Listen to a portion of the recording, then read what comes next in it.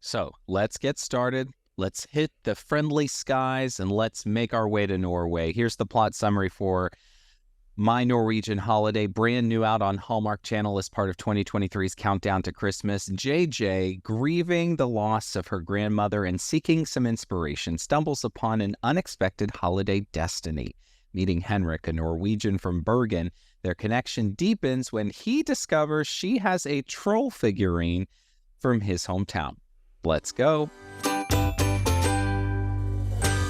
So based on that plot summary, Jennifer, you and I in the draft, if I recall, were very skeptical about this particular one. We poo-pooed all over this. We wanted nothing to do with this. And I believe it came down to a toss-up, and we rock, paper, scissored our way into drafting My Norwegian Holiday. And we'll see if our original inclinations were correct or not. I mean, when I hear troll figurine, I'm sorry. It gives me pause. I had a lot of treasure trolls growing up. I had one in particular, I think I still have it at my parents' house. It was a bride troll, and she had a red gem, a little ruby that you could rub on her tum-tum and make a wish. But magical. I know. So this particular troll figurine, not as magical looking. We'll get to it. We'll see. We open to a bustling coffee shop in Minneapolis. A high school teacher, she's grading some papers, and she overhears a guy named Henrik, our male lead, being dumped. The woman dumping him has the same name, coincidentally, as our female lead, Jessica Johnson, and she complains about the Norwegian's ability to express emotion. So Jessica catches him outside, our female lead here. She catches him outside, not the one who dumped him. There's a coffee mishap, some spilled papers, and he says, essentially, I'm a mess. And I thought, we love a self-aware king. Exactly. She's left behind a single exam, so there's reason to believe he will track her down. Sure enough, next scene, he shows up in her classroom, and I'm wondering, where's the security at this school that a random guy can just come in off the street directly to her classroom? But that's nevertheless. Well, there were a bunch of kids around. Maybe it was after hours. True. He shows up with a drink and a muffin, so clearly he's trying to make a good impression here. For some reason, she has a troll on her desk, and it's a very intricately carved wooden troll. Turns out it's from his hometown, Bergen, in Norway. And what are the odds? It was her grandmother's, but she's never been over there to Norway. P.S. I love the idea that she has this gorgeous Christmas tree in her classroom. Did you see the Christmas tree she had in her classroom? Love the Christmas tree, but hate that this troll figure is just sitting on her desk staring at her all day long. This thing gives me nightmares, and if I was a student, I would want nothing to do with it. It scared me. Anyway, he has an idea. She should go to Norway with him since the ticket that he purchased is in technically her name, Jessica Johnson. You have a troll from Bergen, he says. It feels like fate. And we get a lot of discussion about fate in this movie, so stay tuned. Turns out that she's actually a PhD student, not a full-time high school teacher, and she's working on her dissertation on the polar ice cap, so she's a scientist.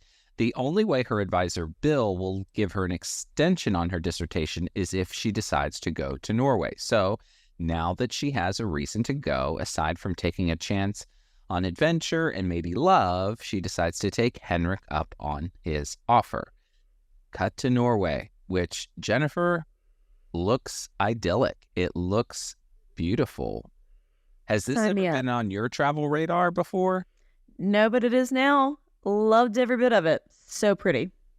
He got her to stock up on duty-free wine, since it's apparently really expensive in Bergen. He's a bargain guy, and he also convinces her to take public transit, which is clean as a whistle. Like, I have never You seen could eat off the floor. I have never seen public transit that looked as good as this. She's a fish out of water socially. She's doing that American thing where she's trying to be friendly and win people over, and some of the native folks there are not having it. But Henrik's sister, Laura, is very social. She's maybe borderline a lot, and they are late to her stepdaughter's Christmas show, the family is, so we're off to go see that before she gets to check into her hotel. Henrik promises a taste of Norwegian culture, so off we go. We get the sweetest, and I do mean saccharine sweetest of Norwegian Christmas pageants, and they have some pastries, and I can only assume delicious coffee afterwards. JJ Okay, but that girl was pitchy. The girl that sang the was solo. pitchy. Most I'm kids sorry. singing pitchy. Most kids singing are a little pitchy. Didn't Okay. you used to have a thing Okay, where you Paula didn't enjoy Abdul. when you didn't enjoy children singing? Wasn't that a thing when I first met you? Still a thing. I very much Still a thing. not. That's why I thought you would appreciate my comment. I do. This makes me sound like the world's worst person, but I do not really enjoy the sound of children singing. I think I learned that when we were watching Nightmare Before Christmas, and they're all like singing that Santa Claus song, and you're like, oh, convulsing. Too much. It's too much. Anyway, after the Norwegian Christmas pageant, JJ brings the family up to speed on how exactly she got there, and Laura suggests she skip the Viking Hotel, which is apparently a bit of a dump, or however you would say that in Norwegian, and instead stay with Henrik's grandmother. So we meet Grandma. She is incredibly sweet and knitting by candlelight when we see her at first. She notices JJ doesn't have socks on, so that's clearly about to change. Henrik shows her to the guest room, which is like an upscale IKEA showroom, if you will. So it's very sleek, very clean.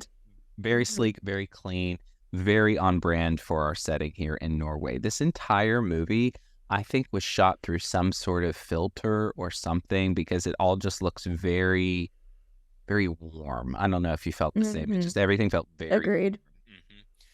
So she has a traditional Norwegian breakfast the next morning and a charming chat with Grandma. Then she's off to sightsee and try to track down the origins of the troll because that's the mission she's on here. She wants to know more about the troll. Of course, she's wearing brand new socks. Wink, wink, wink. Grandma made it happen overnight. Hooked her up, yeah. Hooked her up.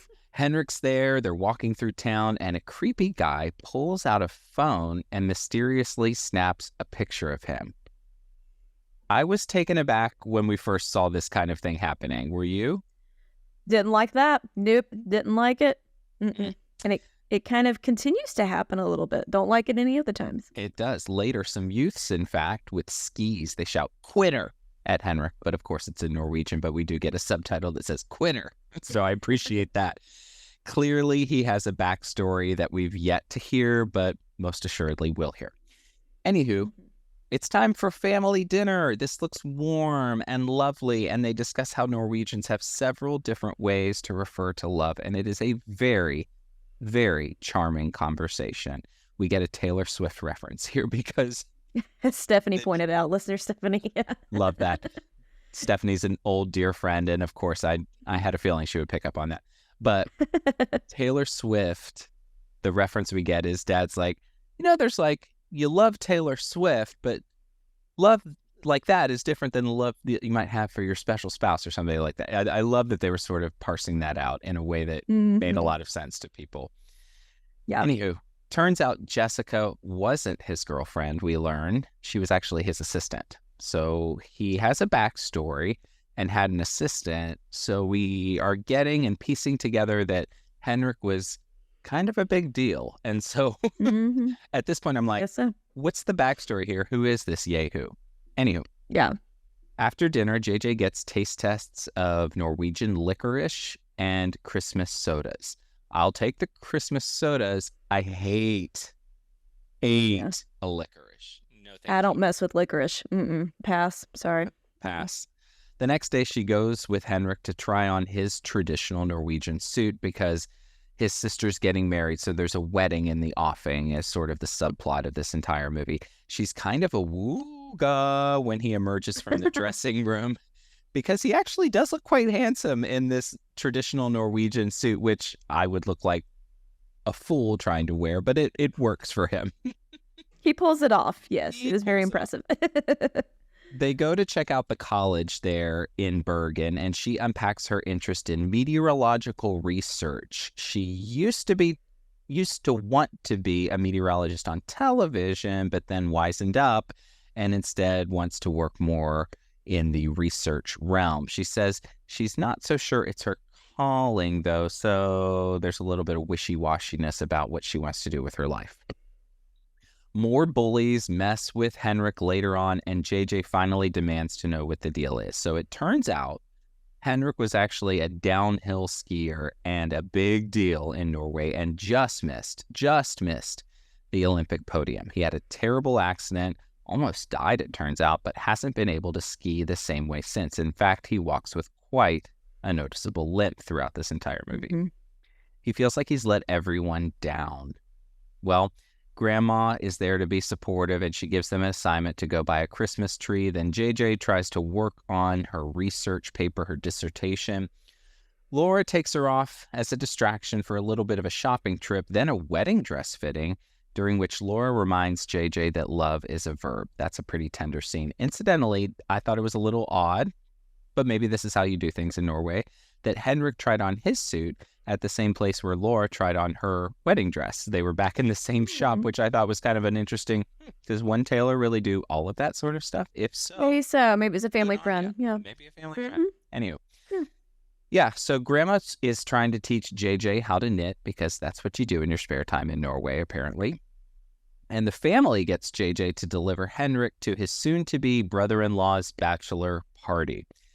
This winds up being a really kind of sweet redemption of sorts for Henrik, especially since he's been sort of afraid to show his face to many of these folks because of his earlier downhill skiing mishap and the whole missing an Olympic medal, all of this sort of thing, blah, blah, blah. So I'm going to pause here. Jennifer, what's your early impression of these two characters, their budding relationship? Are you into it at this point?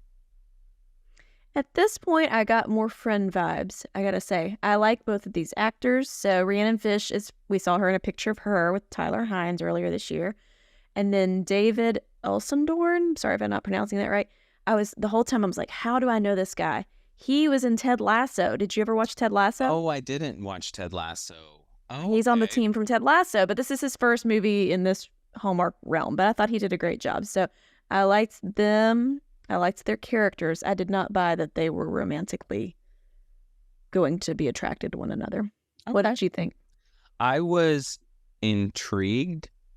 I wasn't fully bought into them as a couple at this point, but I liked what they were doing in terms of she has a backstory, he has a backstory, and they're sort of peeling back the onion layers a little bit to kind of clue us in on that as we go. Because sometimes these are really literal out of the gate, and we know exactly what the backstory is, and they're trying to muddle their way through it. But I kind of like that there was a little bit of, you got little breadcrumbs as we're going here that sort of piece it all together. Because rarely do you meet somebody and you tell them your entire trauma and life story on the first meet at the coffee shop. So exactly. Yes, that was good. Yeah. So a wood carver spots a clue on the gnome. So we're getting some progress here. There are 3-letter A's on it. So stay tuned on that. She gets a tour of the university in Bergen. So some progress on that front as well. So things are starting to look up for our dear female lead here. Anyway, JJ and Henrik, they meet up for coffee post-bachelor party. They're discussing wedding traditions in Norway when, whoop, Henrik spots his old ski coach in the coffee shop. He thought this was going to be entirely awkward, but it wasn't, which I thought was sort of an interesting thing to do. So it's sort of like he was doing that thing where he had some degree of trauma in his story, and he was telling himself, oh, this is what it's going to look like, and this is what it's going to be. And it wasn't that way when these guys showed up at the bachelor party, and they were many of his old teammates. And it wasn't that way when he ran into his coach. So I like that he sort of got his own little bit of redemption and little bit of growth as he was going throughout this thing. Did you? Yes. And it just goes to show the people who care about you the most are going to forgive you. Oh, there's nothing to forgive. You got hurt, but are still going to be there in your corner. But you can have all these people being so supportive, but if you have a couple of yokels on the street calling you a quitter, then those voices can sometimes seem louder than all the other positive ones. Just that one or two negative. Because he'd even said the coach had reached out to him, right? Yeah. And he didn't respond. So I was surprised that he was surprised how the coach responded. But I'm glad it was a warm welcome. Little reconciliation there. Same here. Anyway, grandmother, the next morning, her name is Astrid, by the way, she's baking, and she gets a lot more of JJ's history, namely that JJ's mom has passed away. She was raised by her grandmother. And so Astrid, being the sweetest European grandmother you've ever seen, basically says she wants to take JJ on as a surrogate granddaughter. It is like an incredibly tender scene, and my cry count is up to 1. Oh, Josh's cry count. Here you go. We got very positive feedback on the cry count. I know. So Seriously. We're going to have to keep it going. And don't worry, we will in this movie. Anyway. Oh, no. Astrid may know how to crack the mystery about the AAA that's on the troll. So Grandma takes her to see Henrik's coach. And lo and behold, he carved it for JJ's grandmother. What? Didn't see it coming. Didn't see it coming at all. And just wait, this whole thing gets so much It's better. crazier. Mm-hmm. So they were in love, but life, of course, as life often does, it got in the way, and OMG, he might very well be her grandfather. That was my reaction. Yeah, because they were trying to figure out, when her mom was born versus when her grandma was there, and 23andMe kit laying around in the Norway woods, but no. I wrote in my notes, is this the oopsie doodle of oopsie doodles? Anyway, she can't handle all of this in the moment, and I get it, right? Rightly so. Rightly so. It's a lot. So you were just trying to figure out who carved an ugly troll figurine, and now your whole world is upside down, and you may have a grandfather. It's spinning.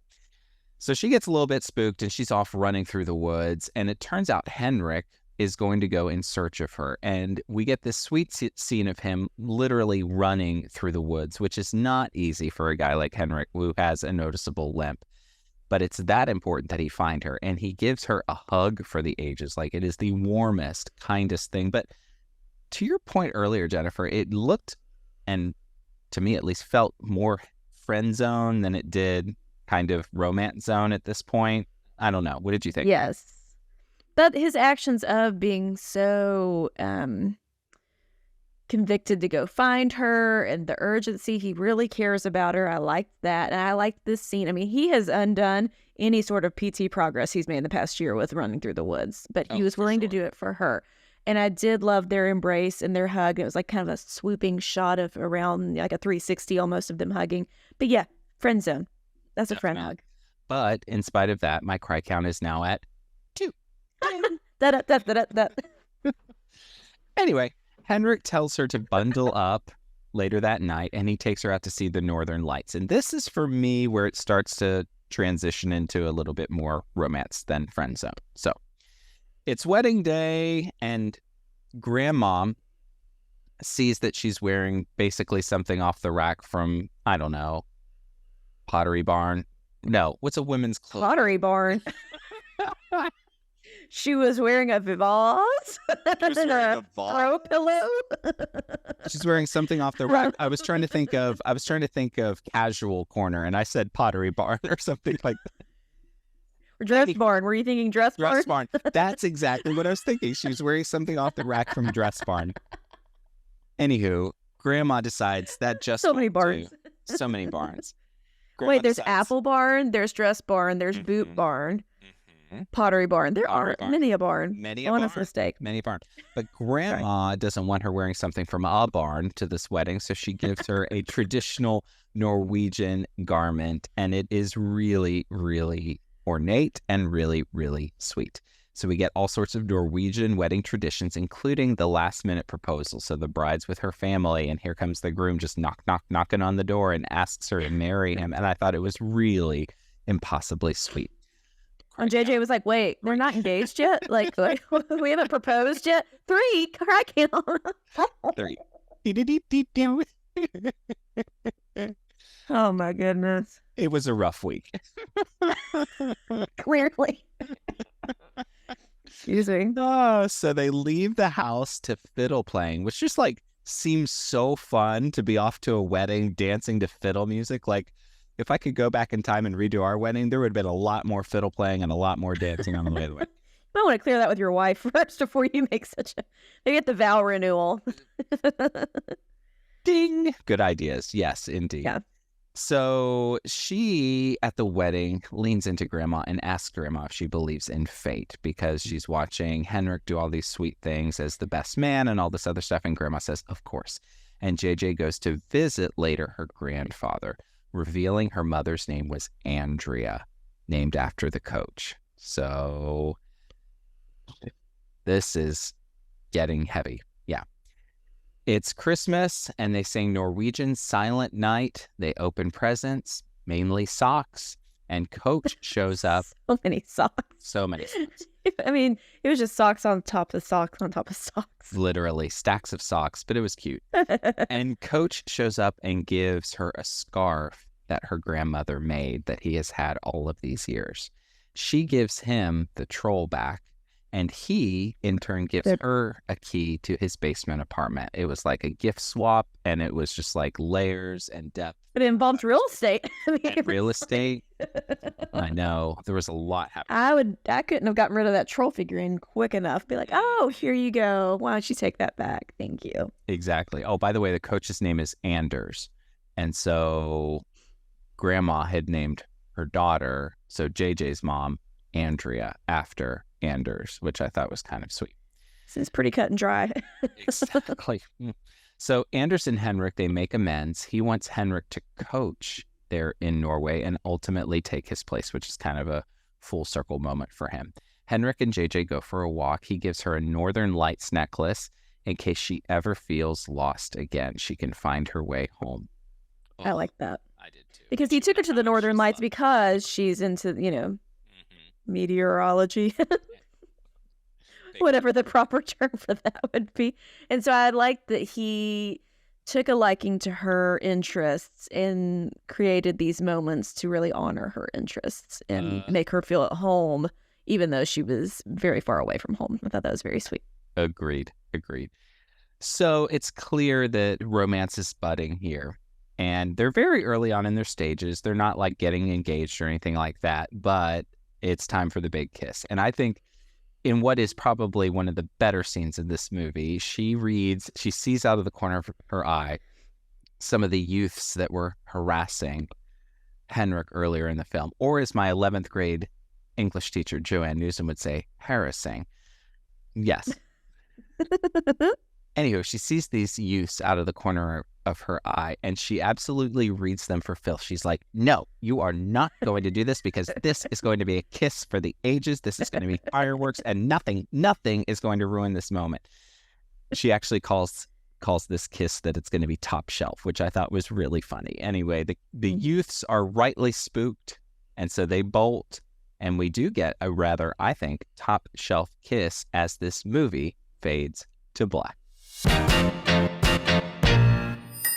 And now it's time for our new favorite segment, Josh's Cry Count. Wah! Josh, what made you cry this episode or this movie? There were 3 moments that got me. It was when Astrid said she wanted to be her surrogate grandmother. I thought that was so tender and so sweet because we had seen their relationship develop, and the way she just communicated that was just really sweet. So that was Cry Count 1. Cry Count 2 for me was when he ran through the woods with his limp and found her and gave her a hug. Nothing more. Didn't say anything. The hug said everything it needed to. And it said to me, there's a book. Waterworks. There's a book that we got from the Dolly Parton Imagination Library. You all may have gotten it too. And it's called The Rabbit Listened. Yes, that's what it was. So sweet. This little boy, basically his block tower falls down and like all the animals come to try to help. So one gets mad. One's like, let's rebuild it.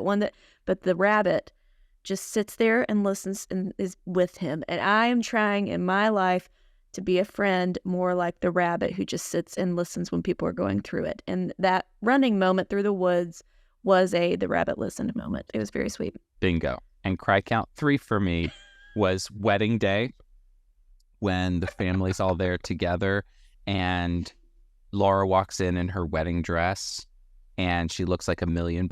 It was her mom's wedding dress, who has since passed on. And Dad gets sort of teary-eyed, and they're talking about the traditions. And then her soon-to-be husband and his daughter show up, and he proposes to her, which is like, I guess, part of the tradition there. So probably count 3. So 3, 3, 3. Where's? Okay, it's time for our gold or coal segment. No crying allowed here. We're each going to bring 3 gifts to the pot. No, no crying, Josh. Can't make any promises. If there's more gold, it's the Northern Lights. If there's more coal, it's dim and dumb. Ooh, and if it's a tie, it's just a meh. Merry Christmas, Josh. I've already seen you commenting to other people on Instagram about your feelings on this movie, so I kind of know where you're coming from, but hit me with it. What you got? Sure. So the leads are outstanding. I thought Rhianna Fish was great in this role as sort of fish out of water and sweet and all of this. I thought the guy who played Henrik was great. I really liked them. In the end, I bought their budding romance. Not that they were a full-fledged romantic couple, but I bought the budding nature of it. And I thought that for me, it felt pretty earned. I can't say I agree. Okay, that's fine. Difference of opinion. I think they're better as friends. They're better as friends, and maybe they kiss a little, but this is not going anywhere. There's no way. She's going to move to Norway. There is no promise of that. No. Well, she got accepted to the school, right? No, I think she just developed research connections there. Oh, I thought she was moving to Norway. I didn't pick that up. Maybe I missed it. Okay. Through my tears. No, I bet you're right. I don't know how you get anything done. Through the tears. That'll be another podcast. Through the tears. Through the Was that a tears. Kanye album, like through the wire, when his jaw was wired Through the shut, tears. and now We'll do it he's as a through the tears. spin-off podcast. It's about grief and loss. Okay, I will give some gold for, like I kind of alluded to already, the Northern Lights Day and the Northern Light Crystal at the end. I really like that he embraced her passions and kind of created these little moments to honor that. So I will give that gold, even though I think they're friends. This one, to me, more gold, felt like a warm mug of really rich hot cocoa. Like, it felt feel good throughout. Like, it gave me all of the warm and the fuzzies, and I just thought it was really, really special. Gold. I will give gold for Astrid, the grandma. She was funny. So she's learned how to text, and she will, like, she's texting in the way that's like she signs her texts, and she will text somebody to say, I like texting. And then at the end, after their Christmas festivities, she says, now is a good time for everyone to clean my kitchen. Like, just, she's a little sassy, but like not rude in any way. She's just funny and just a delight. So I really liked her character a lot. Good. I did too. And then, no surprise here, this is going to be 3 gold for me. I was super skeptical about this troll subplot. I thought this was going to be lamesies, but I actually really liked how it tied her to the place, and it sort of became this storytelling device, and really didn't just connect her to the place, but it connected her to the people that she was encountering in this way that felt really full of fate. And I bought it and I loved it. So And she got a grandfather out of it too. bonus. Who knew? Right? Who knew? And an apartment. Well, that's the other thing. So she's not moving to Norway, but she has an apartment now. Well, maybe it's a key to an apartment just to stay there. Again, maybe I missed it. I could have missed it. I might have to go back. I don't know. I'm going to give some coal. I'm sorry. I thought this movie was a little boring. Josh is visibly ill and grief-stricken, and he's turned away from me, dear listener. He may have choked on his beverage, and this might be the last episode of the podcast. We had a good run. Listen, it was a lot better than I thought it would be. I was dreading watching this because of the whole troll thing. I was like, good night. But I agree with everything you said. They turned it into something good. It was very sweet. It was just a little dull for me. Okay, I can see that. Yeah.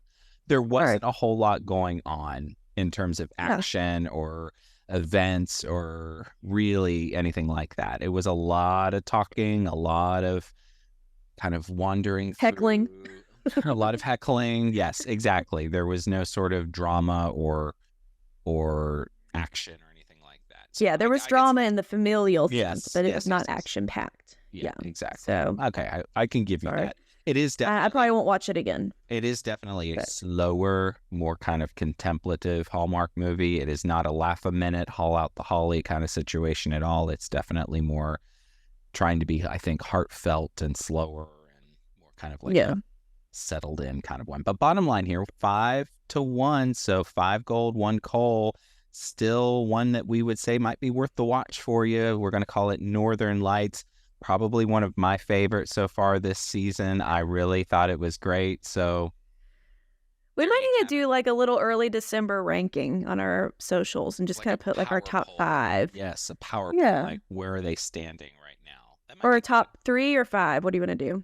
Let's do top 5. I think that might be a better conversation. Yeah, and we can throw that up on our social channels and everybody can kind of weigh in and let us know what they think or are their top 5. You could do your top 5. I'll do my top 5 and we'll kind of go. We'll do it. We'll release that this week on the socials, so stay tuned. Yeah.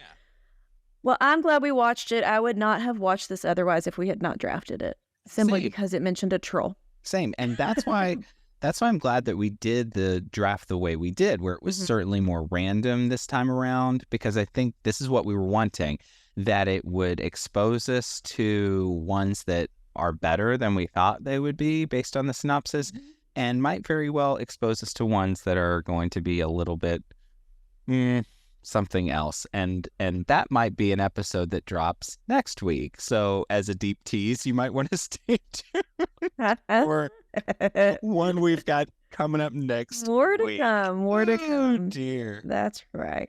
That, friends, is another episode of Do You Watch What I Watch? Special thanks to Nick Schwartz for our theme song, and of course to all of you for taking the time to listen and watch. That's right. And hey, if you're here, you're listening, thank you so much. We would really appreciate a 5-star rating and review. Also, it's early December. We've already watched a lot of movies, so go back, listen to old episodes if you're just now getting into the swing of things with the Christmas films. And we still have a lot more movies to cover before St. Nick comes to town. So definitely want to stay involved. Follow us on our socials. Everything you need to know is at doyouwatchwhatiwatch.com. Next time, brace yourselves. We are recapping and reviewing Lifetime's Ladies of the 80s, A Diva's Christmas. Here's the plot summary. 5 internationally known glamorous 80s soap opera stars reunite to share the spotlight and shoot the final Christmas episode of their long-running soap opera. The ladies play Cupid to the young director and producer, and romance blooms. Well, we will have much to discuss, but until then... I just think it's going to be so great. And until then, yes, may your days be merry and bright. We will see you next time.